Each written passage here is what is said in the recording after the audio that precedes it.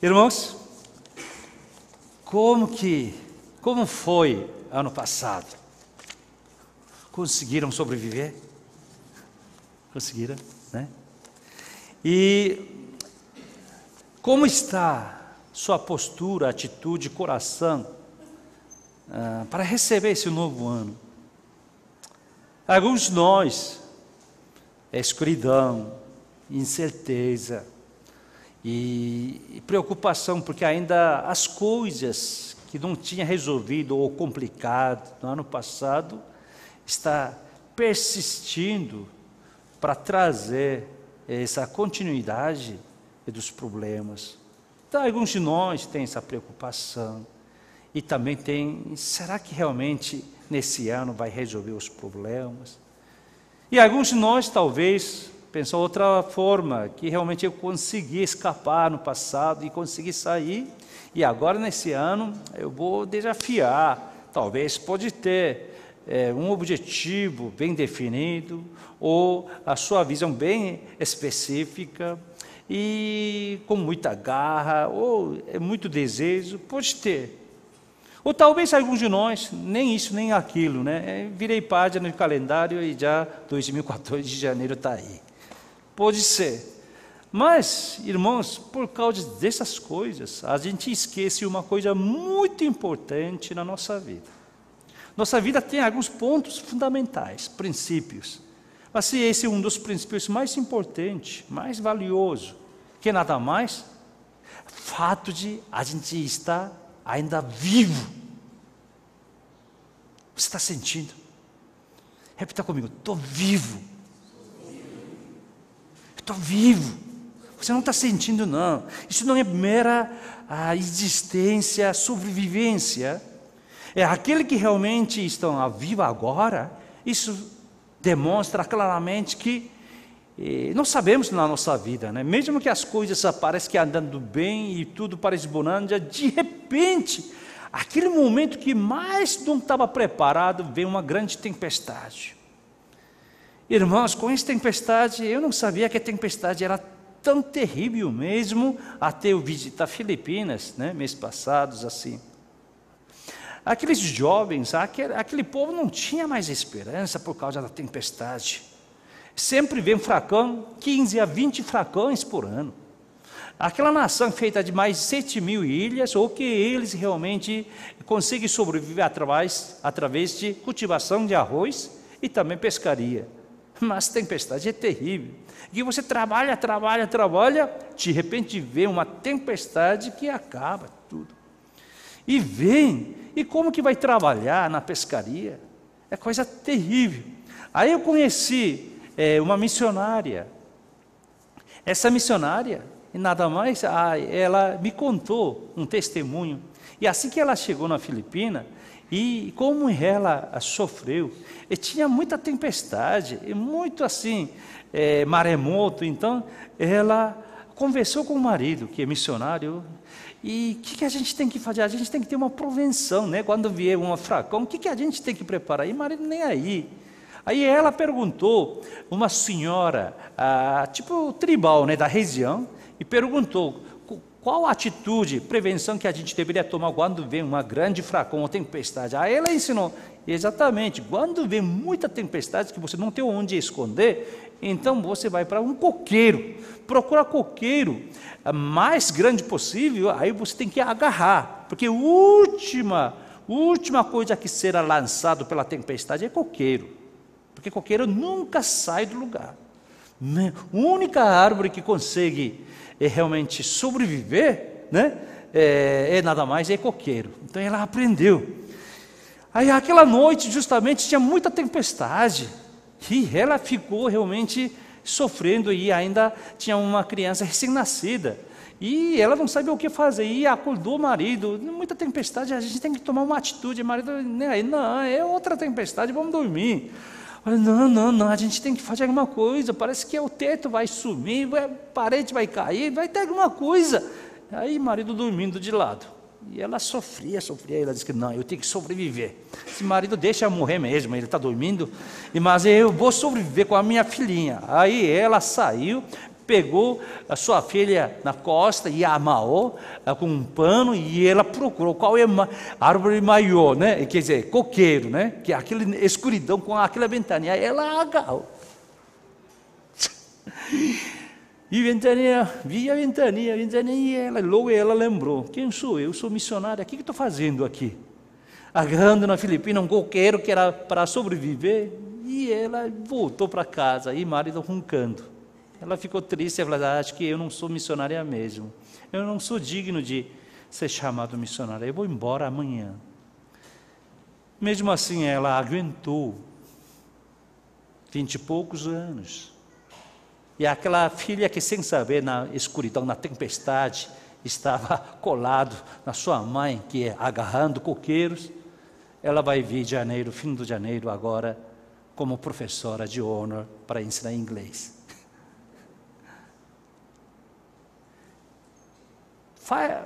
Quando a gente sabe que somos vivos, estou vivo, isso mostra que nós conseguimos aguentar todo tipo de tempestade na vida, sofrimento, dificuldade. Essa sobrevivência não é apenas sobrevivência vergonhosa, ou aquelas atitudes que você se rendeu e para negociar o mundo para sobreviver. Não. Você pagou um preço caríssimo para você estar vivo até hoje. Coisa mais importante é você estar vivo ainda hoje aqui. Com essas pessoas vivas que pode entender, saborear o que é verdadeiro valor da vida. É essa pessoa que pode adquirir inspiração divina, que sabendo que essa vida é como importante e como sua vida vai ser, é contribuindo, compartilhando com outras pessoas que não tinham essa oportunidade que a gente tinha. Então, se olhando a gente bem assim, a nossa vida é nada mais uma vida vocacionada para ser mordomos. Quando eu falo mordomos, que a gente entende bem essa palavra, terminologia dentro da Igreja Água Viva, irmãos, raciocina comigo. Na verdade, quando a gente fala que é mordomo, tem certa missão, vocação. Existe uma mulher, várias mulheres, mas quando essa mulher se torna casada ou se torna mãe de alguém, certamente essa mãe sabe sua vocação, cuidar seus filhos, amamentar, e realmente se sacrifica, porque entendeu, amor não é mais receber, mas como eu sou bênção, como eu estou vivo, que eu posso dar esse amor para a criança. Assim por diante, grande psicanalista cristã, Erich Fromm, ele escreveu A Arte de Amor no seu livro. Ele fala aqui como pessoas mal interpretam, não entendem sobre amor. Pelo menos 3 pontos relevantes que ele descreve. Como pessoas confundem esse amor? Em primeiro lugar, a maioria confunde que amor é para receber. Não, amor, somente você entende amor quando você entrega esse amor para alguém. Não é que quando você recebe. Nós sabemos muito bem, quando a gente era criança, quando a gente era imatura, como a gente importava para receber esse amor. E Erich Fromm, eu estou com ele mesmo, ele está certíssimo. Que realmente a gente confunde, você sente que você é amado, você sabe que eu tenho amor, porque eu sendo amado, mas o ponto mais culminante, o verdadeiro princípio do amor é nada mais quando você ama alguém. Mesmo que essa pessoa entenda seu amor ou não. Eu já disse, quando nossas crianças, filhos, não entendem. No entanto, como esse é mãe, pai, a pessoa realmente contribui esse amor. Segundo grande erro das pessoas, a pessoa se entende esse amor só entendendo com seu parceiro. Pessoas têm sofrimento ou divergência, conflito com alguém cônjuge ou alguém seu parceiro, pessoa larga amor, confunde amor com a pessoa. Mas Amor não depende das pessoas. Sim, às vezes pessoas que faz sofrer a sua vida. Mas o amor em si não pode ser cessado por causa de alguém que você está compartilhando esse amor. Em terceiro lugar, a pessoa só entende amor só pela emoção. Antes nosso amor era mais calente. Antes nosso relacionamento era mais íntimo. Antes nosso era mais perto. A gente se via todos os dias. E agora está difícil. A pessoa se entende esse amor pelo grau de temperatura emocional. Eric Fromm, ele coloca esses 3 pontos desastres que o homem se aplica no amor. Mas resultando tudo, o que é mais importante para a gente é que como nossa vida é preciosa, o fato que nós estamos vivos aqui. Sendo vivo que nós podemos ser mordomo de Deus. Sendo vivo que nós podemos entender o que é verdadeiro valor da vida. Sendo vivo que a gente agora sonha até segundo tempo da nossa vida. Se você mesmo que perdeu, mesmo que você está arrasado, mesmo que está passando toda a ferida e sofrimento, até isso resulta aonde você está, aonde você chegou. Isso que realmente deu empurrão, isso que modificou condicionalmente ou incondicionalmente na sua vida, que onde você chegou. E é assim que você sonha ser o segundo tempo da sua vida, para que essa vida seja usada pela mão de Deus mesmo, porque essa alegria, essa bênção não seja somente delimitada dentro da sua vida e seus risos. Pelo contrário, muito mais do que isso, seus risos contagiam outras pessoas. Aliás, a igreja é uma comunidade única que não somente responsabiliza seus membros, membresia, mas aqueles que não são seus próprios membros têm que ser beneficiados pela essa comunidade que se chama igreja. Não é assim, pessoal? Esse fato de existir a igreja local. E agora, irmãos, eu vou encorajar vocês. Cumprimenta e elogia a pessoa que está sentada ao seu lado. Fala assim: você está vivo. Isso é mais importante agora na sua vida. Só vivos podem ir em missão. Só os vivos podem servir o Senhor. Só os vivos podem amar. Só os vivos ainda podem ser desafiados. Muito bem, irmãos. Então, nós sabemos, né? Não precisa beliscar não, pessoal, que você está vivo mesmo. E a nossa importância agora, então, somos vivos. Então, todas essas feridas, sofrimentos, ou até bonanças, bênçãos, graças de Deus, tudo isso. Com isso a gente vê aqui a nossa vida agora como ser usado pela mão de Deus, como nós somos filha de Deus. Então, hoje, eu vou desafiar como nós viveremos cumprindo esse papel de mordomo de Deus na nossa vida, tá? Então esse é nosso desafio. Para ser mordomos de Deus, a gente tem que ter 3 aprovações, tá? 3 aprovações. Não é assim, primeira fase, segunda fase, terceira fase. Não é isso, não. A gente tem que ser aprovado a 3 tipos. Somente nessa condição que a gente é digno de ser chamado mordomos de Deus. E é assim que a gente vai ser usado por Deus. Então, irmãos, em primeiro lugar, justamente eu estava fazendo essa exposição de texto com irmãos, mas justamente caiu. Então, ainda hoje é o primeiro domingo de ano 2014, eu queria desafiar vocês mesmo. Hoje disse, palavra de Deus, versículo 18, começa assim: ninguém se engane a si mesmo. Porque a palavra de Deus começa dessa forma: ninguém se engane a si mesmo, se alguém dentre vós se tem por sábio neste século.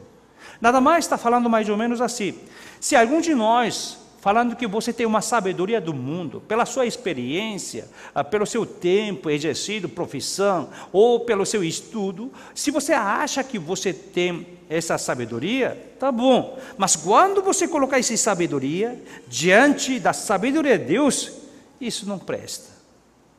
Ou continuando ainda: ninguém se engane a si mesmo, se alguém dentre vós se tem por sábio deste século, Faça-se, pelo contrário, faça-se estudo. O que é estudo? Faça alguma coisa loucura, como se fosse bobo. Faça uma coisa que a pessoa acha que não é compreensível, não é coisa normal. Faça-se estudo, faça-se uma loucura. E todo mundo fala que você é louco para se tornar sábio diante de Deus. Essa palavra mostra simplesmente nessa forma. Quando nós servimos dentro da igreja ou na obra de Deus, alguma coisa que nós servimos, compartilhamos visão, muitas vezes, naturalmente, nós colocamos nossa sabedoria adquirida do mundo, experiências. Não é que isso que não vale, mas o que o apóstolo Paulo dando esse aviso, e nada mais quando você quer servir o reino de Deus, lembra bem, no reino de Deus não funciona dessa forma. Se você coloca a sabedoria do mundo e a experiência do mundo, isso é abominável diante de Deus. Aí ele fala, versículo 19 ainda, porque a sabedoria deste mundo é loucura diante de Deus. Deus descarta o que você tem sabedoria, o que você acha, porque não é dessa forma que vai funcionar. Então, irmãos, é nada mais, o primeiro ponto que eu vou compartilhar com vocês, qual é a primeira aprovação? A aprovação própria, eu mesmo tenho que me aprovar. Vamos ler, todo mundo junto? Reconhecer que tudo que adquiri em minha vida pertence a Deus. Você tem que ter essa aprovação, você tem que ter essa consideração na sua vida. Leia a palavra paulina, a epístola que o apóstolo Paulo escreveu. De vez em quando ele sempre coloca essa palavra, considerai-vos. Considerai-vos, você mesmo tem que considerar. Primeira coisa que a gente tem que considerar, uma parte, é nada mais, a própria aprovação. Aprovação si própria mesmo. Eu mesmo tenho que aprovar. Aprovar o quê? Todas as coisas que eu tenho, isso vem de quem? Todas as coisas que eu tenho vem de quem? Todas as coisas que eu tenho, pessoal, não é somente material. Toda a minha vida é espiritual, não é somente material e espiritual, mas até suas feridas, até seu amadurecimento, todas as coisas que você possui, vem de quem? Vem de quem? Você tem que confirmar, você tem que considerar isso sem cessar. Todas as coisas vêm do Senhor. Quando a gente entende, porque até a gente serve certos departamentos, ou até a gente ir para a missão, ou sendo enviado, ou você ser enviado, ou você que enviando, mas uma coisa só, tudo nós pertencemos a quem? Para Deus, Deus que nos deu. Não é que você que recebeu o tempo, parece, mas já que toda a nossa vida pertence a Deus, essa consideração é nada mais a aprovação própria da nossa vida. Irmãos, isso é muito importante. Nós sabemos muito bem como Pedro, e na sua vida como discípulo do Senhor Jesus Cristo, como ele fez grande confissão, né? E realmente isso se tornou até fé, até o dia de hoje, para a gente. Ele disse, quando Jesus Cristo perguntou, como que esse mundo me chama? Aí chegou até, e vocês como que chamam? Ele disse o quê? Tu és Cristo e Filho de Deus vivo. Respondeu Simão Pedro, disse, tu és Cristo, o Filho de Deus vivo. E então Jesus lhe afirmou, bem-aventurado és Simão Bar-Jonas, porque não foi carne e sangue que estou revelando, mas meu Pai que está nos céus.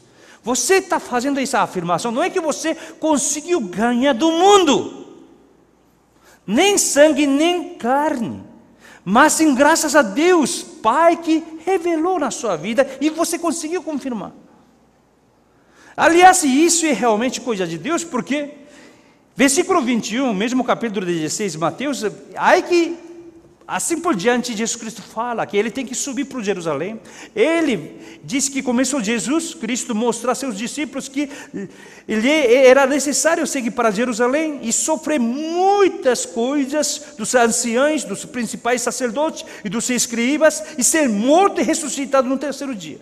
Então ele começou a revelar, diante dessa confissão declarada do Pedro, No entanto, Pedro, versículo 22, o que ele fala assim? Tem compaixão de ti, Senhor. Isso de modo algum te acontecerá. Não pode, Senhor. O Senhor não pode morrer. Não pode ser sofrido. O Senhor não pode ser acompanhado. O Senhor não vai morrer. Ele falou. Isso ele adquiriu o quê? Do mundo sabedoria. Porque versículo 23, Jesus disse o quê? Arreda Satanás. Tu és para mim pedra de tropeço. Porque não cogitas das coisas de Deus, e sim dos homens. Você está pensando como pensamento dos homens, não como coração de Deus. Depois dessa confirmação, né, que nada mais é que quando nós servimos o reino de Deus, quando nós servimos a igreja de Deus, nós temos que abnegar o que nós adquirimos do mundo. Mas sim, a gente tem que render nossa vida no altar de Deus, o que Deus fala, o que Deus comanda. E assim que o versículo 24 famoso, diz que ele disse sobre discipulado. Vamos ler todo mundo junto? Então disse Jesus: se alguém quer vir após mim, a si mesmo se negue, tome a sua cruz, siga-me. Nega a si mesmo, toma a sua cruz e siga-me. O que significa isso? O que significa negar a si mesmo? É exatamente como a gente vai negar. Você tem que negar mesmo. Você abnegar. O que nós temos, essa sabedoria, inteligência, conhecimento que nós temos. A minha luta, a minha posição, meu pastoral, um dos pontos fundamentais, nada mais, é realmente pastorar a liderança, os membros que não aplicam essa sabedoria dentro da igreja. Essa é a minha luta. Jamais com a sabedoria do mundo que domina esta igreja. E carregue cada sua cruz. Cada um tem porção da sua cruz. Jesus Cristo carregou sua cruz para nos salvar. E nós temos cada sua cruz. Mas esse cruz tem fator comum. Cruz é o quê? Sacrifício, pessoal. Meu sacrifício. Mas isso é verdade. Quando você amou alguém, quando você serviu alguém, sempre houve sacrifício. Já imaginou? Uma mãe, uma mulher linda, mas ela quer dar à luz. Ela quer ter um filho. Então, vai crescer barriga. Não é barriga? Onde se tiver barriga o quê? Tirar a barriga. Mesmo que você está grávida, você está fazendo regime porque não quer ter barriga? Você vê esse tipo de mãe? Grávida? Não. Não pode. Já imaginou? Tem muita barriga grande, eu vou fazer jejum. Já viu uma mãe assim? Aí deu à luz a criança. E agora eu tenho que tirar essa barriga, eu tenho que tirar essa gordura, agora eu vou entrar em jejum de 3 semanas. Quem que vai amamentar? Vaca? Não dá, você tem que comer. Tem que repassar a nutrição, nutrientes. Já você está sacrificando a sua vida.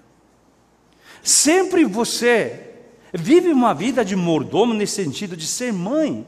E você sacrifica a sua vida. E segue somente a Senhor. Porque a gente confunde. A gente está querendo seguir Senhor com essa riqueza da sabedoria e conhecimento que nós adquirimos no mundo, com isso que nós queremos seguir a Senhor.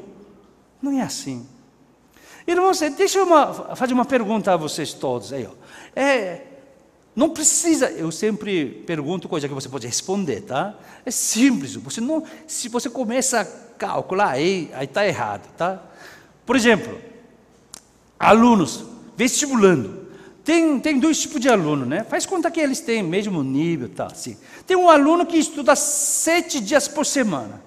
E domingo também não vai em igreja não, só estuda. Tem outra pessoa que estuda 6 dias, domingo não estuda. Porque tem que servir, tem que fazer noite de água viva, tem que servir a igreja. Aí não estuda no domingo. Essas 2 pessoas que têm mesmo nível, e fazendo vestibular, quem que vai entrar melhor faculdade? Pessoa que estudou 7 dias ou 6 dias? Hã? Não fala besteira. Quem estudou 7 dias que entra na melhor faculdade, pessoal? Quem que ensinou isso? Quem estuda 7 dias entra na melhor faculdade, pessoal. Essa é a sabedoria do mundo.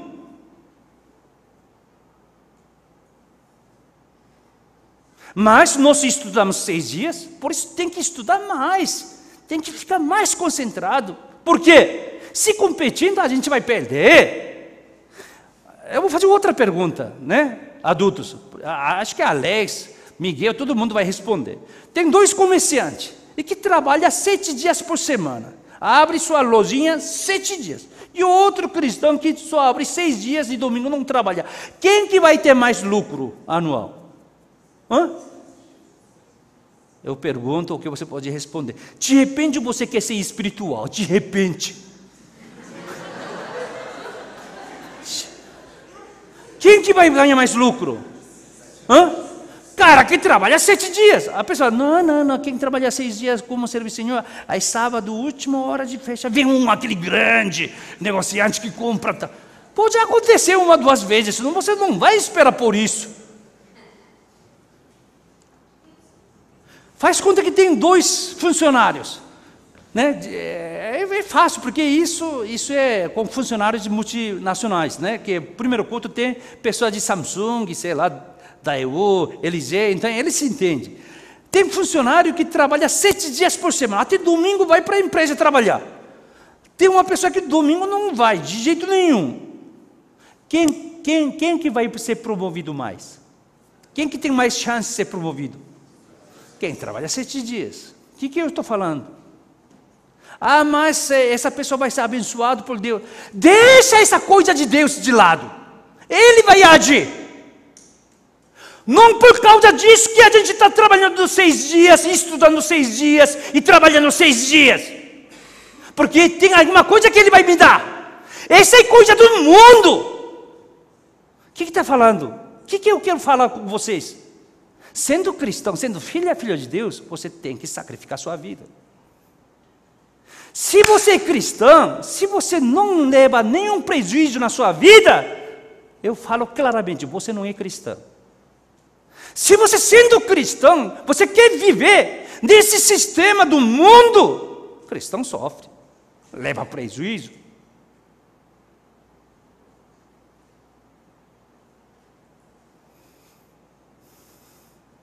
Isso que está falando. Você que é meu discípulo, se nega a si mesmo, pega a sua cruz, siga-me. Assim, ele fala depois, graças a Deus, Senhor Jesus Cristo, porquanto quem quiser salvar sua vida perderá, quem perder vida por minha causa, acha-la. Quem realmente leva prejuízo, eu honrarei sua vida, ele promete, mas tem prejuízo, pois que aproveitará o homem se ganhar o mundo inteiro, perder sua alma, ou que dará o homem em troca da sua alma. Então essa primeira aprovação, mim mesmo, aprovação própria, é que a gente tem que abnegar a todas as coisas, e isso é nada mais, voltando de novo, primeiro ponto, vamos lá. Primeira aprovação própria, todo mundo junto. Já reconhecer que tudo que adquiri em minha vida pertence a Deus. Amém. Por isso, mesmo que levando prejuízo, sacrifício, nós estudamos 6 dias, trabalhamos 6 dias e não abrimos lojas domingo. Lembra bem. Segunda parte. A Bíblia fala claramente hoje, esse versículo 4, irmãos, capítulo 4, versículo 1, vamos ler todo mundo junto, primeiro versículo de capítulo 4, já? Assim, pois, importa que os homens nos considerem como ministros de Cristo e dispenseiros dos mistérios de Deus. Aqui a palavra é interessante, aqui está escrito, assim, pois, importa que os homens nos considerem como ministros de Cristo. E a gente fala assim, não importa, pessoas que me reconhecem que eu sou filho de Deus, eu serei fiel diante de Deus. Isso é mentira, pessoal. Pessoa que está no nosso redor sabe que nós somos família Água Viva. Nós sabemos, todo mundo sabe a sua função. Aqui todo mundo sabe que quem que vai em missão para Itapeba hoje, pessoal? Quem? É eles. Todo mundo sabe, pessoal. Não, só Deus sabendo, está ótimo. Não, todo mundo sabe que vocês vão para missão hoje. Todo mundo sabe que quem são a equipe de louvores. Todo mundo sabe que quem são a equipe de instrumentistas. Todo mundo sabe que quem que vai adorar a Deus, quem que vai servir dentro da igreja. Disse assim, pois importa que os homens nos considerem como ministro de Cristo. Só que essa palavra ministros de Cristo, eu não gostei. Porque não é ministros. Aí, palavra original grega, está escrito outra forma. Está escrito assim, hipetes Christus. Significa o servo de Cristo. Mas que tipo de servo é isso? Nada mais, não é dulos, não é diáconos. Aqui essa palavra hipetes significa, naquela época de Império Romano, não tinha grandes navios de batalha, transporte. Tem pessoas remadores, não andava com motor, lá é tudo remador. E lá embaixo, o porão do navio, tinha um monte de pessoas. Pode ser escravos, pode ser soldado, quem que seja, mas tem remadores. Aqui significa remadores de Cristo. Nós somos servos de Cristo, ministro de Cristo, mas nós somos remadores. Por que usou essa palavra? E nada mais, todo mundo tem que remar pela direção de Senhor Jesus Cristo. Ele que é capitão. Ele tem sua ordem, ele tem seu ritmo. Com seu ritmo que lá, geralmente, batia tambores. Tum, tum. Com isso que eles faziam remar. Quando é ataque, tum, tum. Então tudo com esse som de tambores que eles remavam junto, conjunto. Justamente isso.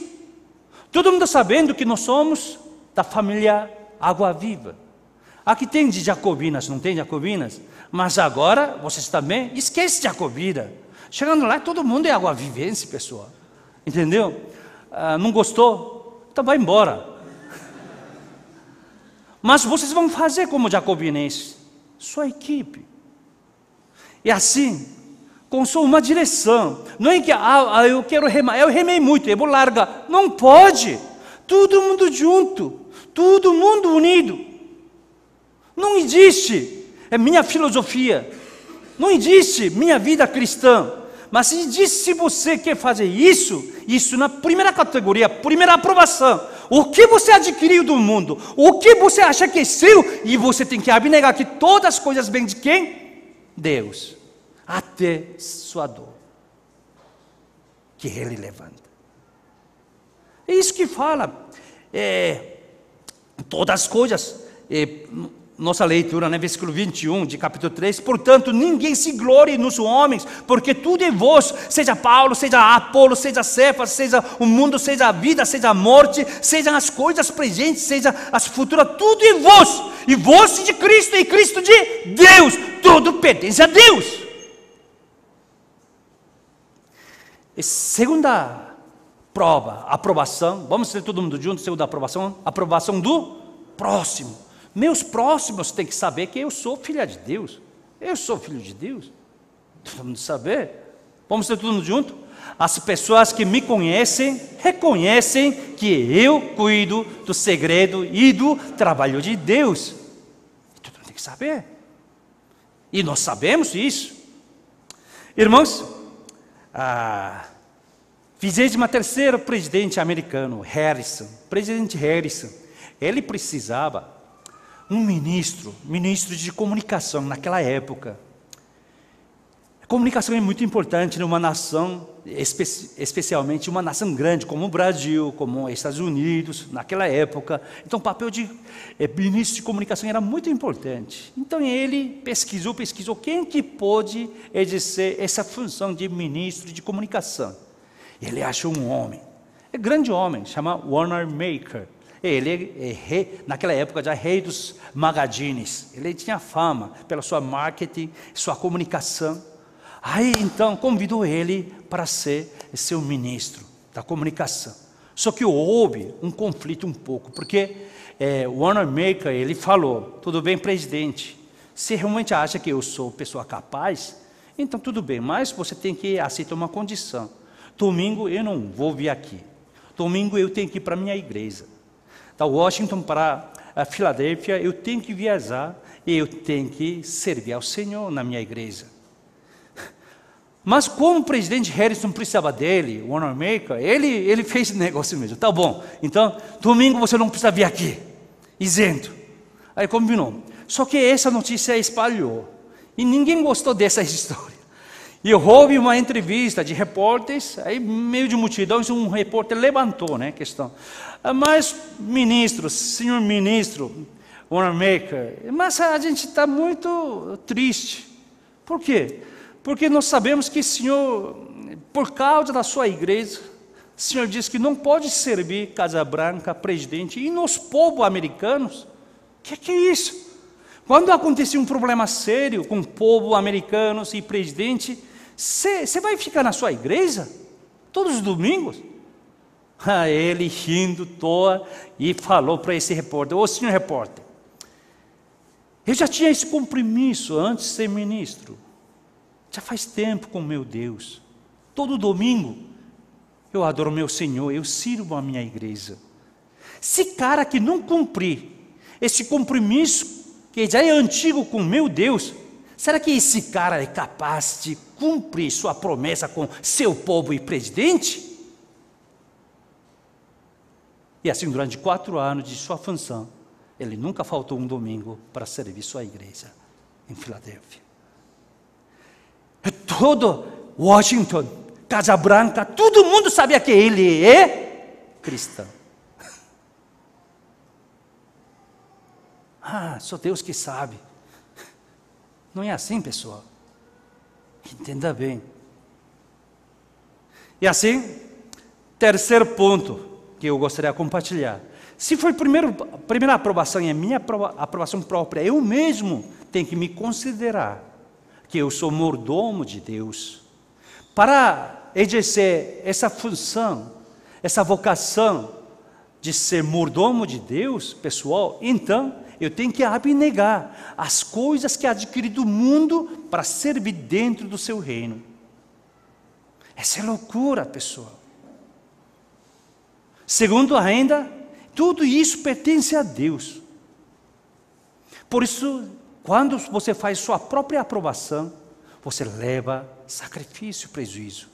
Mas o fato de a gente ser chamado filho de Deus, tem sacrifício, tem prejuízo, pessoal. Mas vale a pena mesmo no sacrifício, prejuízo, porque o que Deus fez por nós, o que Ele está fazendo, é demais. O que nós sacrificamos é coisa mínima.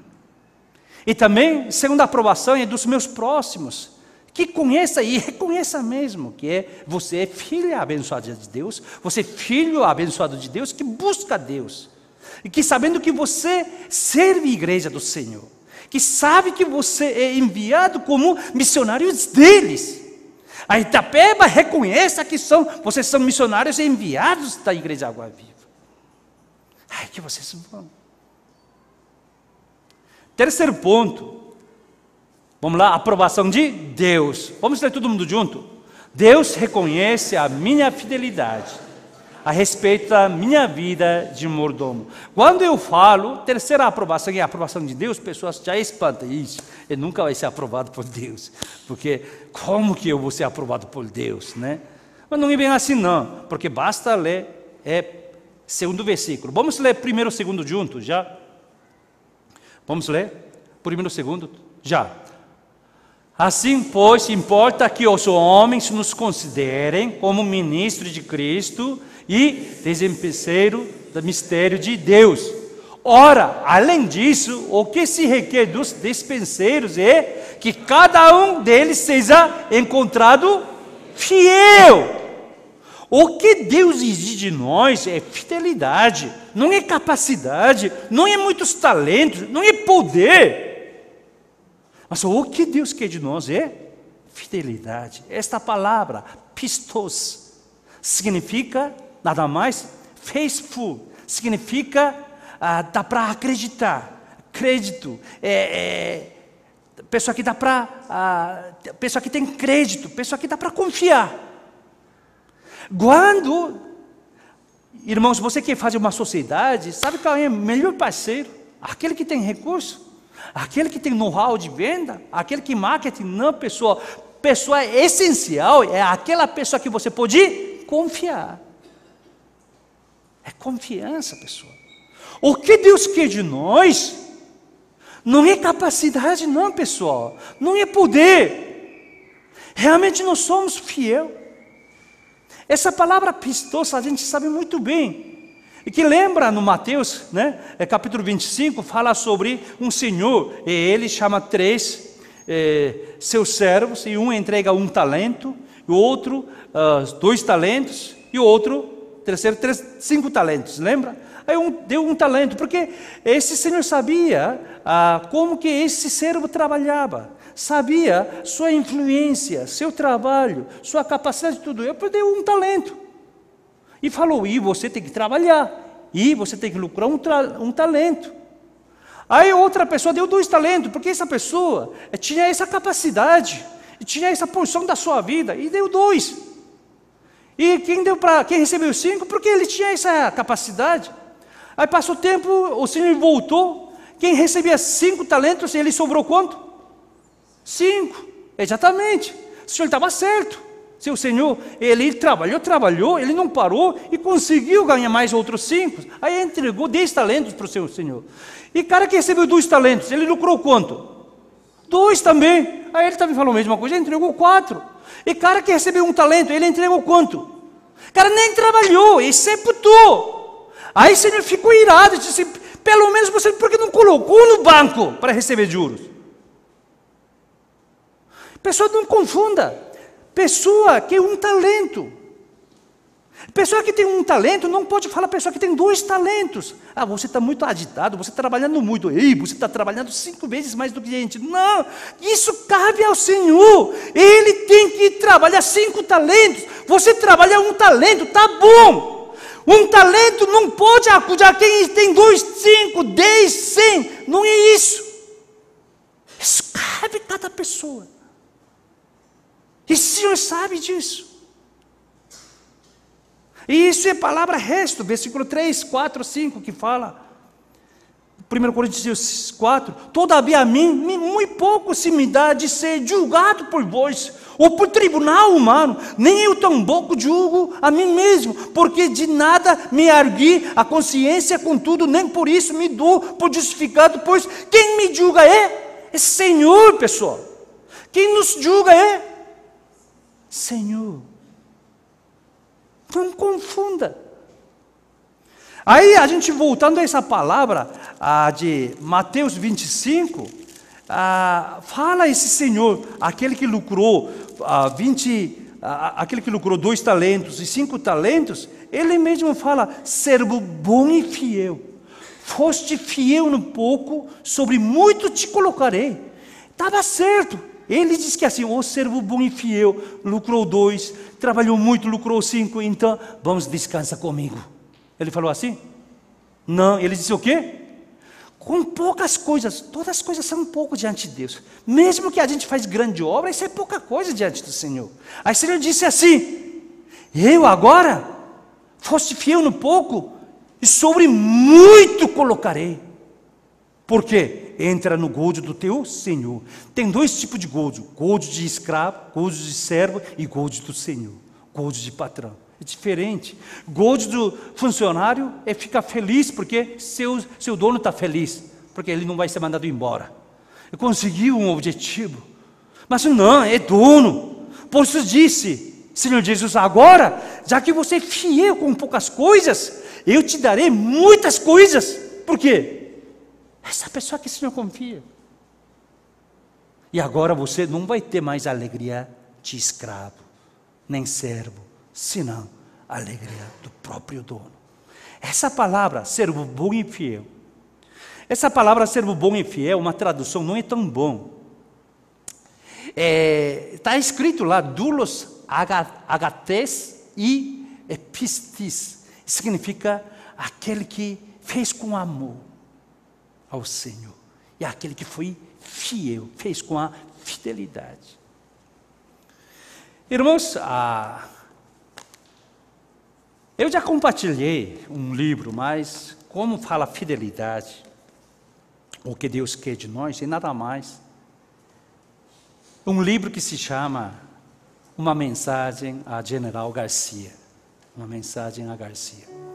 Esse livro é o livro mais vendido depois da Bíblia. Até agora, pessoas estimam que vendeu mais de 1 bilhão de exemplares, que já passou faz tempo. Esse livro foi escrito dia 22 de fevereiro de 1899. Dia 21 de fevereiro é aniversário da minha filha Ariel e Regina, esposa de Sean. E dia seguinte, 22 de fevereiro, é nascimento de George Washington, o primeiro presidente americano. Herbert Harvard, ele estava jantando, ele ouviu uma voz do seu filho: pai, mas verdadeiro herói dessa batalha da Cuba é Tenente Luan, em português seria Juan, né? Luan. Isso mesmo. A história é a seguinte: naquela época tinha uma guerra entre Espanha e Estados Unidos. Naquela época, Estados Unidos não era forte como hoje. Espanha que era mais forte. Eles tinham essa guerra, batalha por causa da Cuba. Por causa dessa vitória da guerra aí que Cuba existe até hoje. E então, durante a guerra, o presidente americano, ele precisava de mensageiros. Porque ele precisava comunicar diretamente com esse general Garcia, cubano. Para realmente eles cooperar para derrotar o exército espanhol. E mais, quem que pode entregar essa mensagem? Porque ninguém sabe onde ele está. Vagarosamente, pessoas falam que esse general Garcia está no meio da selva da Cuba, em algum lugar, local muito segredo, fortaleza. Está difícil. Quando ele estava discutindo, aí de repente ele ouve uma voz: senhor presidente, só existe um homem capaz de cumprir essa missão. Seu nome é Tenente Juan. Então chamou ele, o presidente entregou. Essa carta é para General Garcia.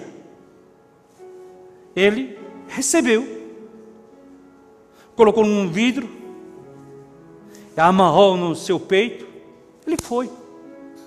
Ele nem perguntou quem é Garcia, ele não perguntou onde ele mora, ele não perguntou, ele está aqui de cidade, ele não perguntou nada, ele só recebeu mensagem do presidente, ele foi. Levou 4 dias para chegar à beira da Cuba, e durante 3 semanas ele atravessou toda a selva da Cuba, e ele entregou, e cubanos e americanos venceram essa guerra, e ele voltou.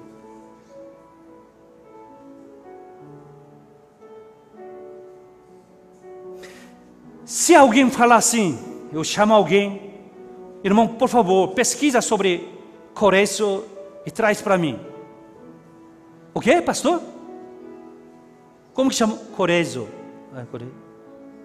Tá bom. Eu deveria procurar na enciclopédia. Você tem? Ou melhor no Google, né? Mas por que pastor quer saber disso? Até quando você precisa? Só tem que fazer eu, não pode ser o outro. Eu vou trazer uma pesquisa, o senhor mesmo procura e vê. Acho que você vai achar a melhor resposta. General Garcia morreu faz tempo, mas o mundo lá fora tem muitos Garcias.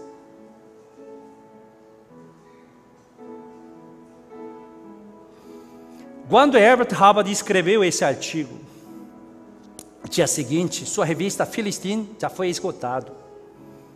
Presidente Daniel, diretor das estradas do ferro central americano, ele liga dia seguinte, manda uma mensagem que é: eu preciso 100.000 exemplares.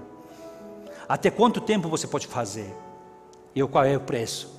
Ele disse: eu tenho um equipamento muito humilde, não dá, levaria mínimo 2 anos. Então ele pediu: então me dá direito de cópia que eu vou comprar.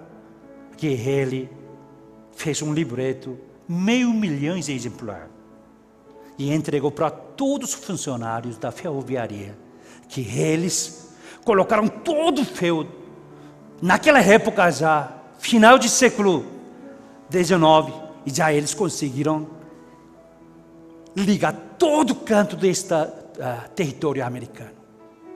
E um dia, príncipe russo, Hilarkov, ele, sendo presidente de ferro russo, ele visita Nova York. Ele vê todos os funcionários americanos do ferroviária lendo esse livro. Ele também lê, ele gostou, ele leva para a Rússia. E ele faz tradução e entrega para todos os funcionários da ferroviária russa. Que eles começaram a construir essa estrada de ferro até Sibéria, toda daquela época.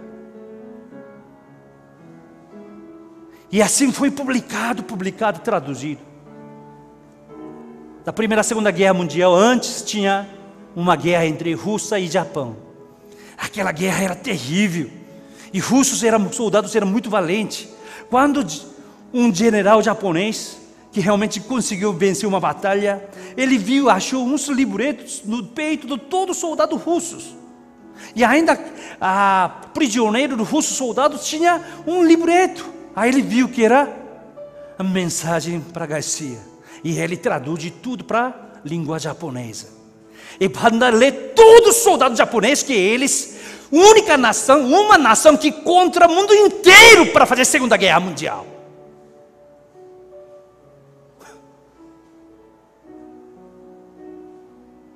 Esse livro mal usado para a ambição de alguém, mas o que mais importante, nesse país que se chama Brasil, quem quer entregar essa mensagem para Garcia? E vocês hoje estão aqui para entregar essa mensagem. Onde eu vou dormir? Vai ter banho na missão? Vai ter comida? Comida vai ter. Eu vi um monte, eu nunca vi tanta comida na minha vida. Aliás, eu não sei, está indo para onde? Lá também tem supermercado. Quando a gente vai para a cidade, liderança, não compra comida não. Compra lá, para ajudar comerciantes lá. Mesmo que pagando um pouco caro.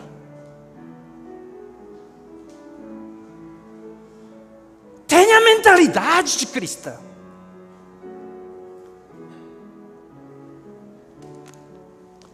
Garcia morreu faz tempo. Por aí tem um monte de Garcia. Inclusive, dono da nossa guarda chama Garcia, Sargento Garcia. Mas não por isso. Quem que vai entregar essa mensagem? Sem perguntar, assumir. Essa é fidelidade. Irmãos, lembra bem. Leia esse livro. Quem não tem livro, eu vou emprestar. Mas esse livro é terrível. Esse livro melhor é coreano e japonês. Porque livro em si é pequena, mas interpretação de japonês autor é fantástico. Ele mostra como esse livro levantou o Japão. Irmãos, vamos orar nesse momento? 3 aprovações. Primeiro, sua própria aprovação. Reconhecendo que todas as coisas que você possui pertencem a Deus. Até suas lágrimas estão na mão de Deus.